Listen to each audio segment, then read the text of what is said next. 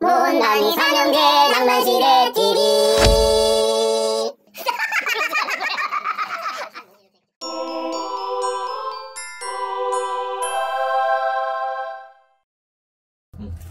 오늘은 김민기의 아름다운 사람을 노래하도록 하겠습니다.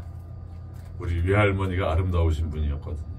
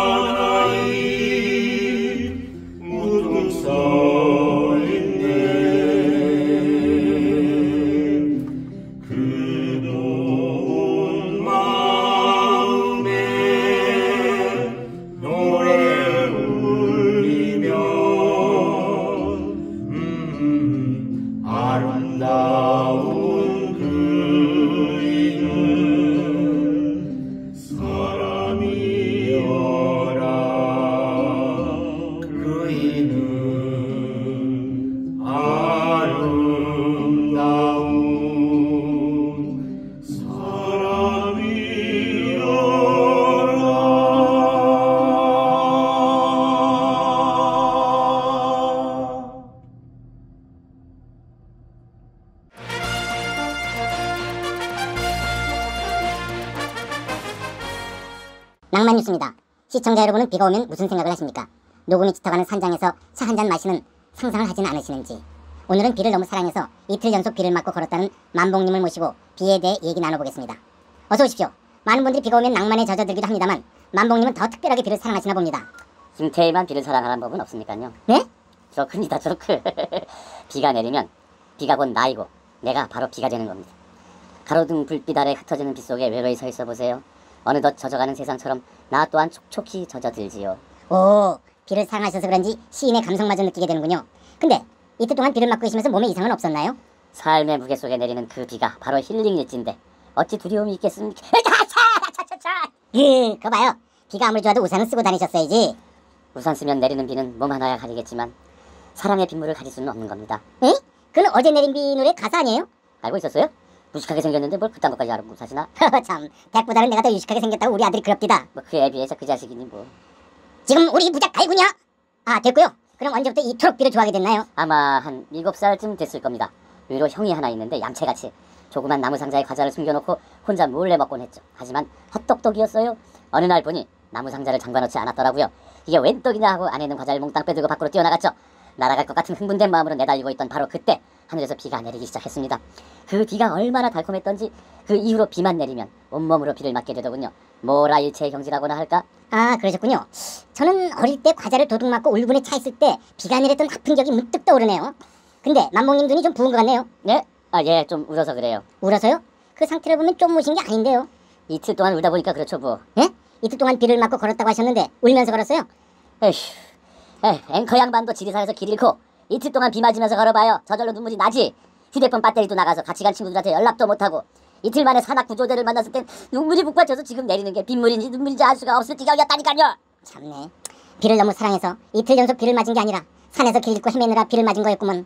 어째 생긴 거랑 안 어울리게 시적 감성을 흉내내는 게 좀 이상하다 했더니 이상! 비 맞는 거 대신 이틀 동안 매를 맞아야 할 멍청이 조난전 뉴스였습니다.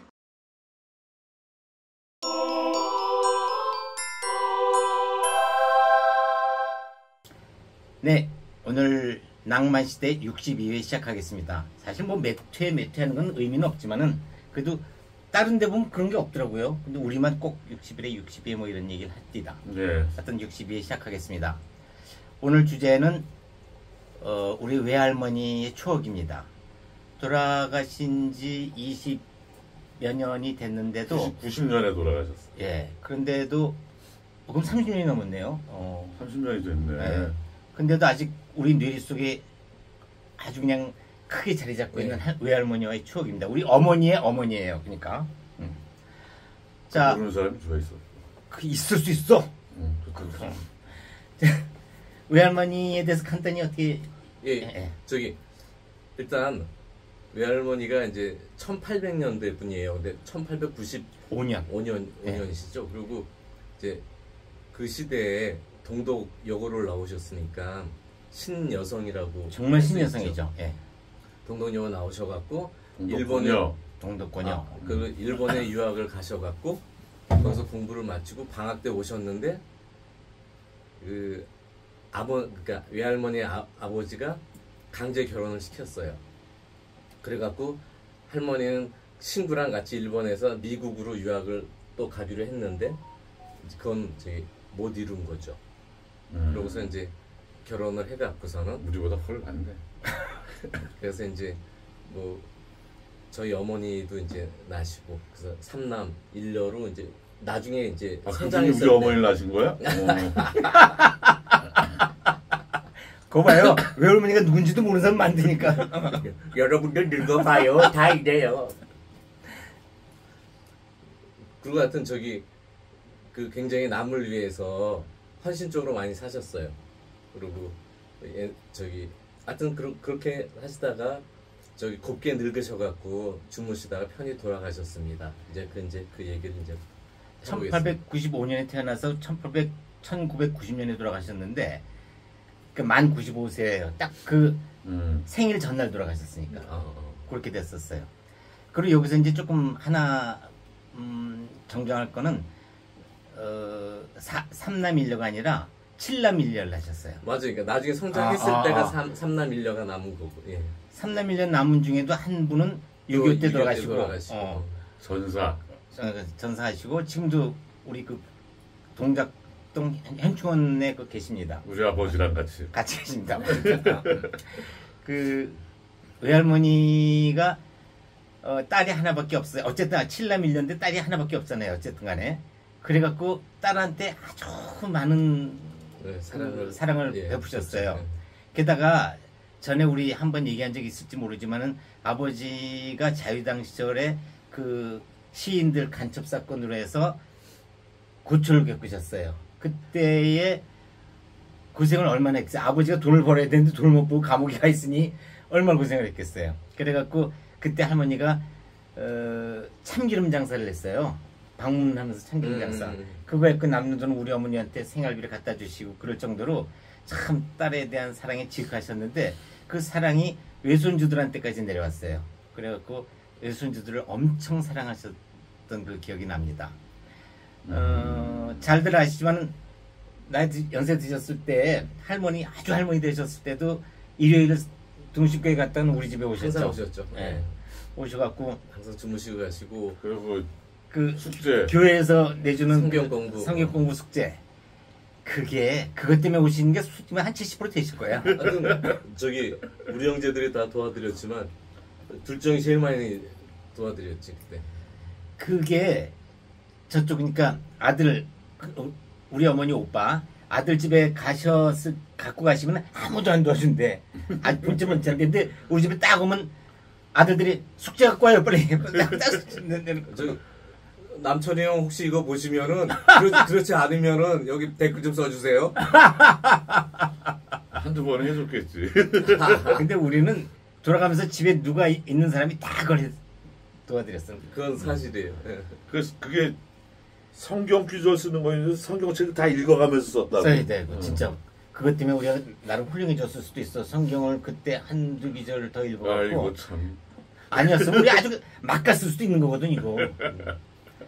우리 할머니 덕분입니다. 할머니 고맙습니다. 할머니가 저기 젊으셨을 때는 이제 그 결혼하고 이제 아이들을 낳고 그다음에 철원 여관이라는 걸 하셨어요. 하셨죠. 안변 그쪽에서 철원 여관이라는 걸 하셨는데 그때 일본어를 할 수 있는 사람이 없었어요. 그 지역에 별로. 그러니까 할머니 유학을 갔다 오셨으니까 할머니가 일본어를 잘 하시니까 안변 여관에는 일본 저기 그 어떤 그 고위직 그런 그 옥상들 부인들이 항상 거기서 이제 거의 살다시피 무슨 얘기를 하려면 항상 거기 와서 얘기를 하게 되고. 잘 혹시 모르시는 분에서 보충 설명하자면 여관이 지금 그런 여관이 아니에요. 지금 하는 여관은 진짜로 여행하는 사람들이나 하여튼 지금 그런 뭐 인조이하는 여관이 아니라 진짜 그 여행자들을 위한 그런 숙소였어요. 정말 잠을 자고 그런 거였죠. 그때 그 안변의 거지들이 안변 저기 철원 여관에 오면은 밥을 주니까 거지들이 항상 뒷문으로 와갖고서는 그 밥을 얻어갔는데 할머니가 그걸 계속 주신 거야. 그러니까 할아버지가 저기 심지어 나와갖고 이 멀쩡한 놈들 다 꺼져 이놈들아 얘네들이 멀쩡한데 돈을 왜 못 벌어먹어 그래서 보내고 그러니까 할머니가 그 다음부터 이제 그러니까 장사가 잘 됐으니까 돈이 굉장히 많이 벌었대요 그때. 그러니까 할아버지한테 맨날 돈을 줘서 나가라 그러면 할아버지는 맨날 그거 갖고 기생집 가서 놀다 가고 기생집에서 놀다 그래서 그 어머니가 그러는데 기생들이 지나가다 할머니를 보잖아요. 90도로 인사를 한대 할머니한테. 왜냐면 자기네들은 너무너무 고마운 분이잖아. 남편 맨날 돈 줘갖고서 자기네 먹고 살게 해주고 그런 분이 어딨냐고. 알면서 주는 거니까. 참 대단하신 분이야 그런 거. 다시 태어나면 할아버지도 태어나면 좋겠다. 맨날 그냥 그 뒤는 좀 위험하신 것 같아. 그리고 이제 저기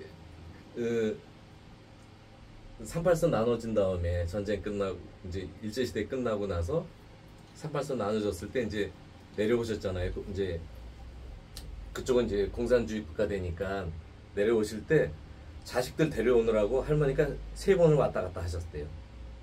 남과 북을. 그게 쉬운 건 아니잖아요. 와. 할머니 고향이 여기 신당동이잖아요. 여기 서울시 신당동이 고향이니까 거기로 3번을 왔다 갔다 하시면서 데려오고. 왜냐하면 한 번에 할 수도 없대요. 그 상황이. 그럼 그쪽에서 이제 그쪽 공안이나 이런 쪽에서 모르게 이제 작전을 짜갖고서 계속 그렇게 할아버지랑 같이 해갖고서는 그렇게 하셨대요. 그러니까 참 대단하신 거지 그런 부분은. 아까 그 여관 하실 때에 그 어려운 사람들 도와줄 때 그때 할아버지도 몸이 불편한 사람한테는 줘라. 말씀하실 때 그렇지. 멀쩡한 놈은 주지 마라. 그런 주의. 자기가 벌어먹게 하라. 그렇게 하셨는데 강복만이. 여기서 강복만이가 나와야 돼. 우리 가족들만이 알 수 있는 이름 강복만이라고 있는데 양반이 동경제대를 나왔는데 너무 공부를 했고 머리가 돌았대요. 그랬고 정신이 이상한 사람이죠. 그래서 와갖고는 도시락을 갖다가 딱 뒷문에서 손만 이렇게 도시락 내놓고 이거 딴 데 쳐다볼 창피하다는 것 때문에. 그래도 정신이 돌아도 그런 걸 알았고서 할머니가 꾹꾹 눌러서 밥 주면 가져가고 그랬는데 머리가 그렇게 길었대요. 깎지 못했으니까. 그래서 우리 할머니가 머리 나 대학교 때 기르고 야 강복만처럼 그게 뭐냐? 이 강복만이 누군지 그때 알게 됐어요 우리. 그 양반 이름이 강복만이셨는데 돌아가셨겠지만 영원히 평안하실 빕니다. 나는 저기 어릴 때 어머니가 이제 어머니 젖만 주고 자고 그랬으니까 내 막내였어. 또 어머니가 어디 가시면은 없잖아. 그러니까 나 맨날 할머니 젖만 주고 잔다. 그러니까 대타로 할머니는 이제 딸이 어디 가면은 대타로 나한테 젖을 주셔야 돼. 그러다가 영미 엄마 젖까지 만졌잖아. 그래서 실패했어. 돌아가셨죠, 형님.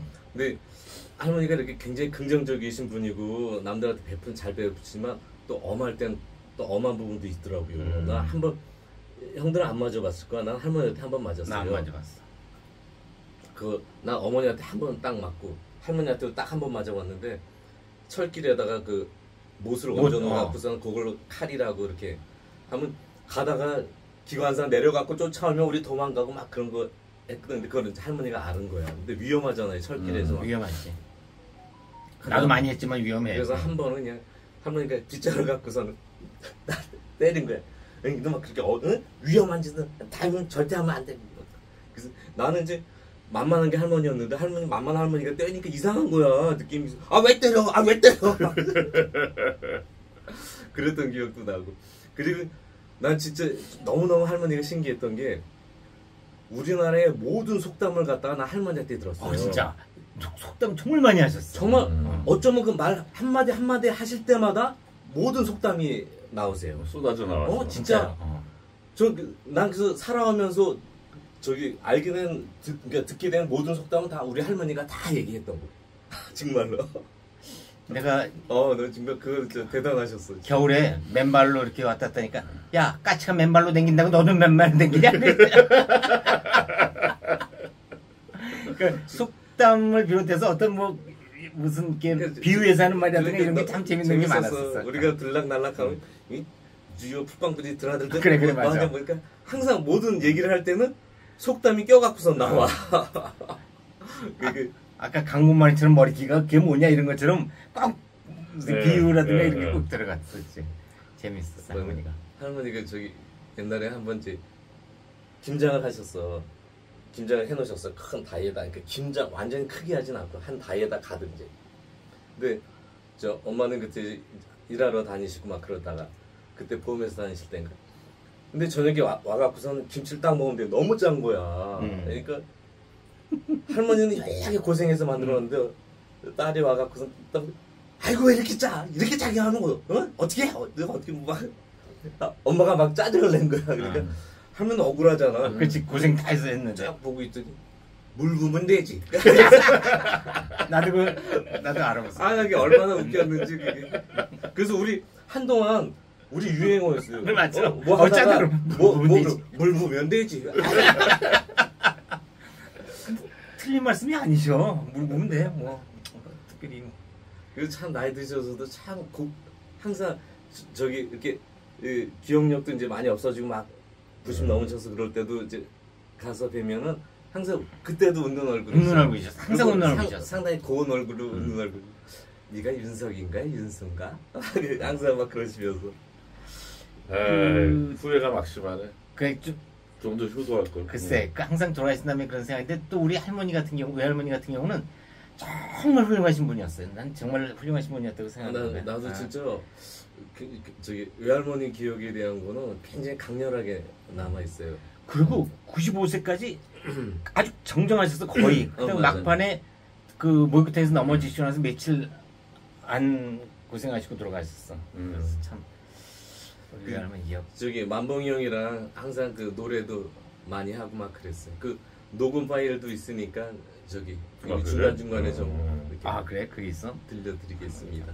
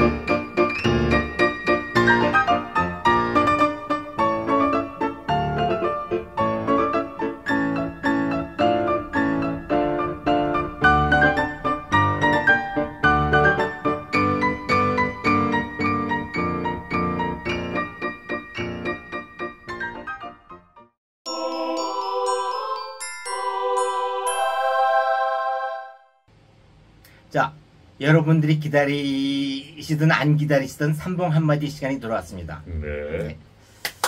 아 이거 치는 거 아니에요? 치는 거 아니었던 것 같아요. 네. 저는 요 62회가 나갈 때가 이제 추석 바로 직전일 거예요. 올라갈 때가 여러분들 보시는 게. 그래서 추석에 관한 얘기를 하겠는데 우리나라는 추석 때 송편을 먹죠? 네. 네. 근데 중국에서는 월병이라는 걸 먹어요. 달월자에 떡병자 해갖고 그러니까 달 같은 떡. 그러니까 달이 둥그니까 둥근 떡이에요. 월병이라는 게. 근데 그게 이제 중국에서 송나라 때부터 시작이 돼. 그 전엔 그 역사서에 안 나오는데 송나라부터 있었는데 그게 유명해진 게 사실은 중국이 쭉 한족이 다 통치해왔지만 딱 두 번 원나라하고 청나라 때만 원나라 몽골족, 청나라 만주족 이렇게 다른 민족이 통치를 했어요. 사실 10%도 안 돼, 10% 정도도 안 될 거야 아마. 근데 어쨌든 간에 그 원나라 때에 원나라 말기에 그 주원장이 이렇게 명나라 이제 태조가 되는 주원장이 이걸 봉기할 때 봉기군들이 막 있는데 그 연락을 취해야 되는데 상당히 원나라에서도 그걸 갖다 많이 막고 있어서 못했어요. 근데 그때 송나라부터 내려오던 추석 때 월병 돌리는 거는 한족의 전통이었단 말이에요. 근데 원나라는 그런 걸 잘 몰라. 뭐 그러니까 그걸 갖다 월병 속에다가 8월 15일 봉기. 그 진짜 8월 15일이에요. 그걸 낙찰 탁. 진짜 8월 15일. 그게 그래갖고 그렇게 해서 돌려갖고 그게 다 퍼져서 딱 이렇게 해서 그때 딱 뒤엎은 건 아니에요. 근데 그때부터 원나라가 허물어지기 시작한 거죠. 그렇게 해서 쭉 한 몇 년 하다가 드디어 원나라를 갖다가 몰아내고 이제 승리를 했는데 그때가 또 추석이에요 마침. 그때 이제 주원장이 야 이게 시작한 게 월병 때문이니까 이 월병을 우리 민족의 한족의 큰 잔치로 하자 해가 그때부터 크게 성행을 하기 시작했답니다. 그래서 예, 그때부터 이제 우리나라의 송편만큼이나 원나라의 중국에서는 지금도 월병이 추석 때마다 인기가 있다고 합니다.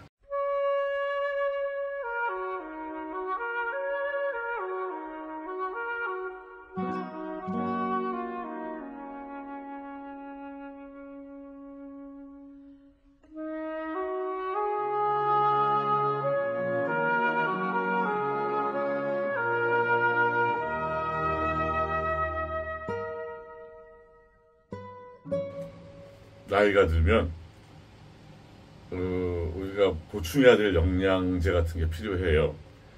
근데 제일 중요한 게 그죠. 단백질을 항상 우리가 많이 먹어야 되는데 그게 음식물로 섭취하기가 쉽은 건 아니죠.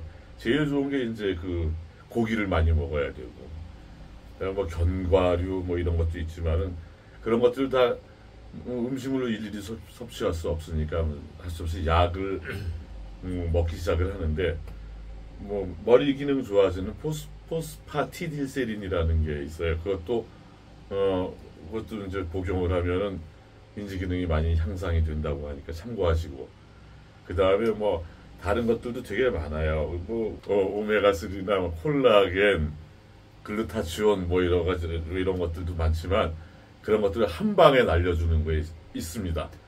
내가 누가 나한테 소개를 해줘가지고 내가 찾아봤는데 OLE라고 올리브 리프 익스트랙트 그러는 거예요. 그게 항산화, 항염증, 항경화 그거 그 정도면 되지 않아요? 그것만이 아니라 그 노화 방지를 위한 모든 것들 다 되고 몸에 암 같은 거 절대로 안 걸리게 만들어주고, 뭐 완전히 뭐 좋은 거만 잔뜩 써있는데 학자들도 극찬하는 거예요. 이게 진짜예요? 학자들도 다 극찬하는 거니까. 그거 한 박스 팔릴 때마다 자기 얼마나 받아요? 아니 그렇게 좋은데 여태까지 난 그거 이름도 못 들어봤다니까 좀 이상해. 그러니까 우리가 잘 나 몰랐던 들어본 것 같긴 거죠. 해. 나 OLE 네. 말을 들어본 이제 알았으니까 한번 참고해 보시고 뭐 드시는 게 좋을 것 같아요. 그리고 내가 먹어봤는데 약간 맛이 이상해요. 물 타서 먹어야지 돼. 아무튼 그렇습니다. 수고하셨습니다. 그걸로 돈 많이 버시기 바랍니다.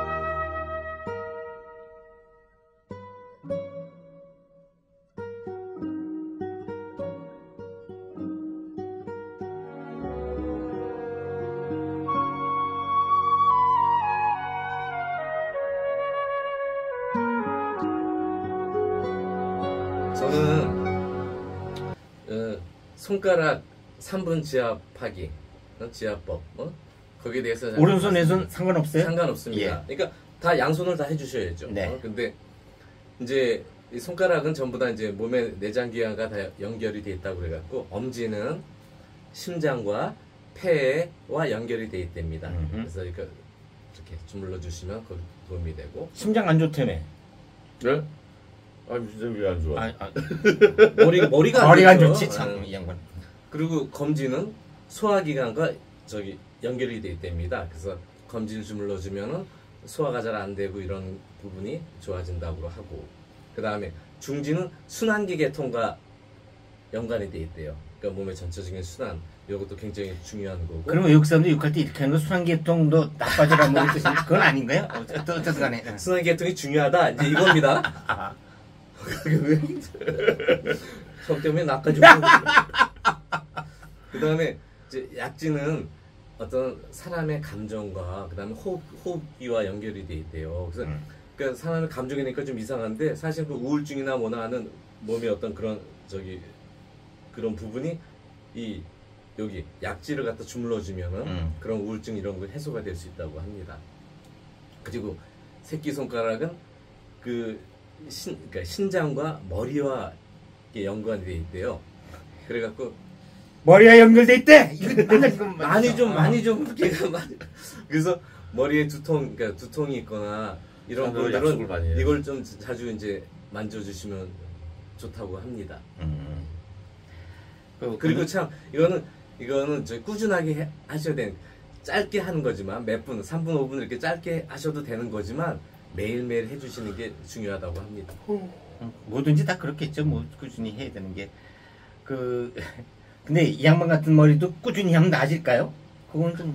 그거는 저희 한 200년만 하면은 가능할 수 있을 것 같습니다.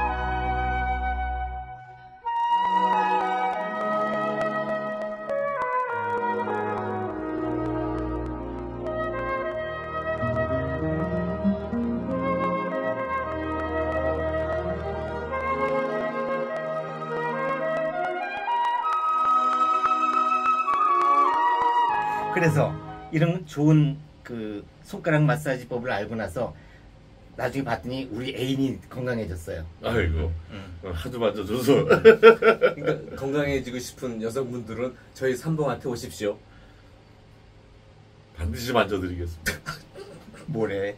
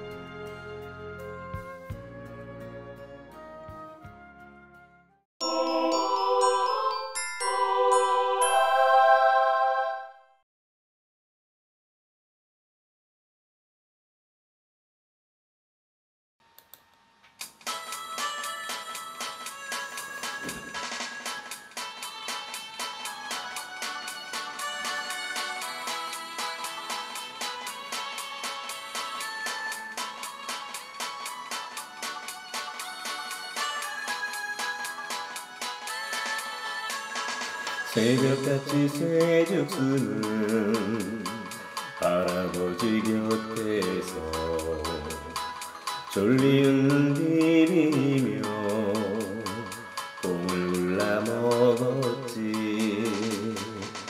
녹빌는 마당에 망치 깔고 누워서 하늘에 수놓은 별보석 따다보며 아기어른 흉내내는 승냥이 길들었지.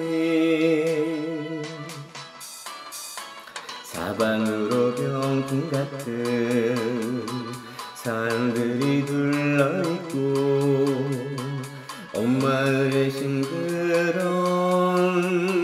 바람 냄새 가득하고 어린 시절 꿈을 듣던 정다운 시골 마을. 다시 가고픈 그리운 할머니들.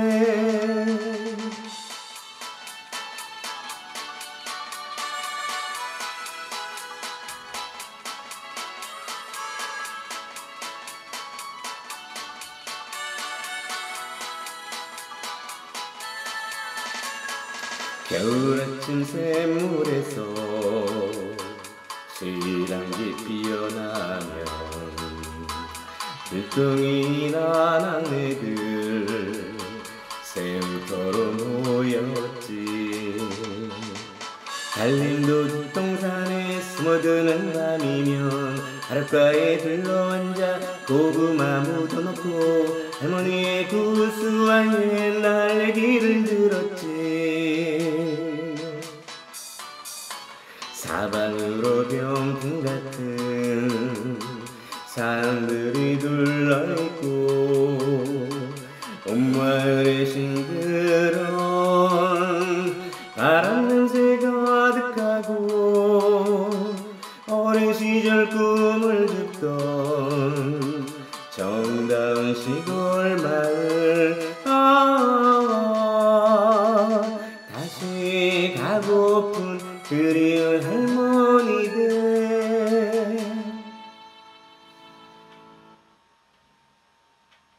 못난이 사냥개 낭만시대 TV